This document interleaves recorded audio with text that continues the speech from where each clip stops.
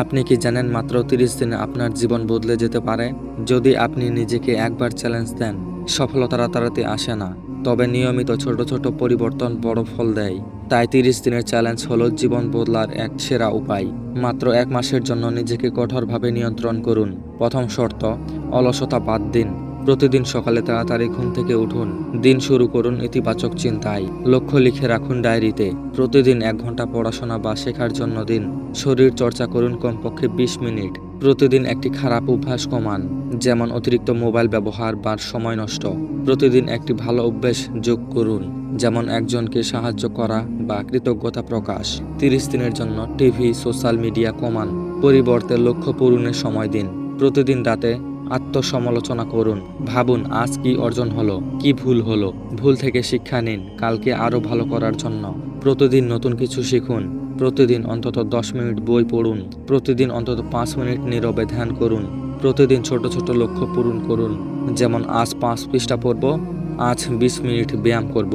বড় স্বপ্নকে ভাঙুন ছোট ছোট ধাপে। সফল মানুষরা এইভাবেই কাজ করে।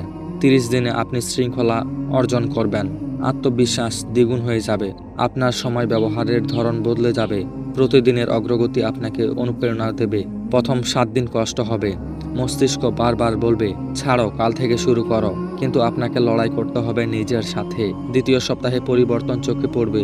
তৃতীয় সপ্তাহে আপনার ভেতরে শক্তি তৈরি হবে। চতুর্থ সপ্তাহে আপনি আগের মতো নেই। শৃঙ্খলিত অভ্যেসে আপনি নতুন মানুষ পরিণত হবেন।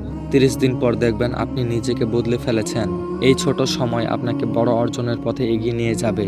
কারণ সফলতা শুরু হয় অভ্যেস পরিবর্তন থেকে। অনেকেই বলে সময় নেই, কিন্তু সত্য হলো সময় তৈরি করতে হয়। প্রতিদিন মাত্র 1 ঘন্টা বিনিয়োগ করুন নিজের জন্য। 30 দিনের জন্য এই চ্যালেঞ্জ ধরুন।